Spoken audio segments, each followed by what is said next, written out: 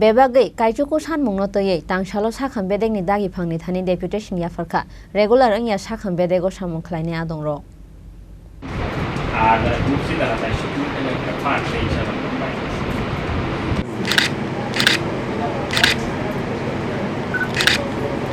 Thank you.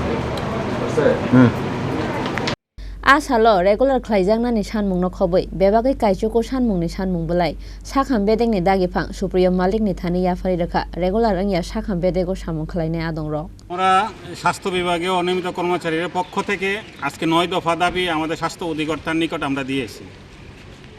মূলত আমাদের দীর্ঘদিন ধরেই আমাদের দপ্তরে যারা কাজ করছেন প্রায় 950 জন কর্মী রয়েছেন, এর মধ্যে অনেক কর্মী যারা কাজ 20 থেকে 25 বছর কাজ করতে তারা রিটায়ারমেন্টে প্রায় চলে গিয়েছেন অনেকজন, এবং আগামী দিনও বেশ সংখ্যক লোক চলে যাবে। তো এই বিষয় নিয়ে আমাদের স্বাস্থ্য অধিকর্তার নিকট বলেছি যে আমাদের যে 18 সনে যে রেগুলেশন যে ক্যাপ্টিন হোল্ড বা এভিয়েন্স করা হয়েছিল ওইটা যাতে উইথড্র করা হয় এবং অতি সত্বর আমাদের নিয়মিত করা হয়।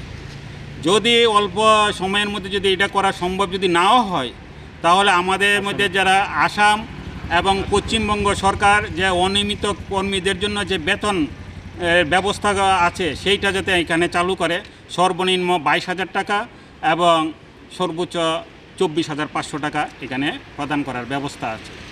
দ্বিতীয়ত আমাদের মধ্যে যারা এই রিটায়ারমেন্টে যারা চলে গেছে বা আগামী দিনে যারা চলে যাবে তাদের জন্য মাসে 5,000 টাকা পেনশনের ব্যবস্থা এবং এককালীন 3 লক্ষ টাকা যারা তারা পায় রিটায়ারমেন্টের সময়, এটা একটা ব্যবস্থা করার জন্য, যেটা এটা ওয়েস্ট বেঙ্গল গভর্নমেন্ট চালু আছে। তৃতীয়ত যারা যেটা আছে যে বিগত 2 বছর যাবৎ আমাদের যে ক্যাজুয়াল কর্মী যারা রয়েছে তারা পূজার যে অনুদান যে অ্যাডভান্স যেটা যে 20,000 টাকার যে ব্যবস্থা রাজ্য সরকার যে অ্যাডভান্সের ব্যবস্থা করা হয়েছে, সেই 20,000 টাকা তারা 2 বছর যারা ক্যাজুয়াল কর্মী যারা তারা পায় না। তো আমরা চাই যেটা বন্ধ করে দেওয়া হয়েছে বিগত 2 বছর, এটা যাতে পুনরায় যাতে এটা চালু করা হয়, এর জন্য আমরা অধিকর্তার নিকট আমরা আবেদন জানিয়েছি। এবং যারা চাকরিরত অবস্থা আমাদের যারা অনিয়মিত কর্মী যারা আছে চাকরিরত অবস্থা মারা যাচ্ছে তাদের পরিবারকে যেন একটা ডাইন হার্নেসের মাধ্যমে যারা একটা চাকরির ব্যবস্থা করে দেওয়া হয়। আমাদের মধ্যে যারা গ্রুপ অনেক ডিআরডব্লিউ ডিআরবি এবং কেজুয়ালের মধ্যে যারা আছে তারা অলরেডি গ্রুপ সি হয়ে গেছে, কিন্তু ডিআরবির মধ্যে অনেক রয়েছেন কর্মী রয়েছেন যারা মাধ্যমিক বা মাধ্যমিকের উপরে যাদের কোয়ালিফিকেশন তারা গ্রুপ সিতে তারা উত্তীর্ণ হয়নি, তাদেরকে যাতে উত্তীর্ণ করা হয় এর জন্য আমরা একটা আবেদন রেখেছি। আমাদের মধ্যে যারা বিশেষ করে রাজ্যের বিভিন্ন প্রাইভেট সেক্টরগুলিতে যেসব কর্মী নিয়োজিত আছে তাদের জন্য ইএসআই এবং পিএফ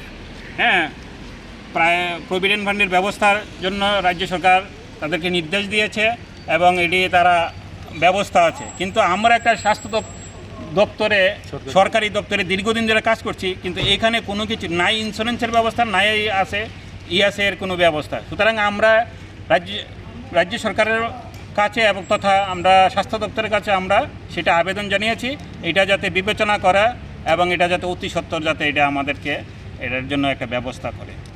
তো এই বিষয় নিয়ে সেটা আমাদের আজ স্বাস্থ্য অধিকর্তার নিকট আমরা ডেপুটেশন দিয়েছি।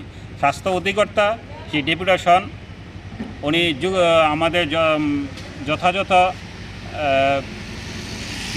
যুক্তিগ্রাহ্য বলে মনে করেছেন এবং ওই বিষয়গুলি ঊর্ধ্বতন কর্তৃপক্ষের নিকট আগামী কিছুদিনের মধ্যেই তুলে ধরবেন, পরবর্তী সময়ে আমরা এটা জানতে পারব। আপনার পরিচয়টা? আমি রতন দেবনাথ, ত্রিপুরা স্বাস্থ্য বিভাগ অনিয়মিত কর্মচারী বৃন্দে সম্পাদক।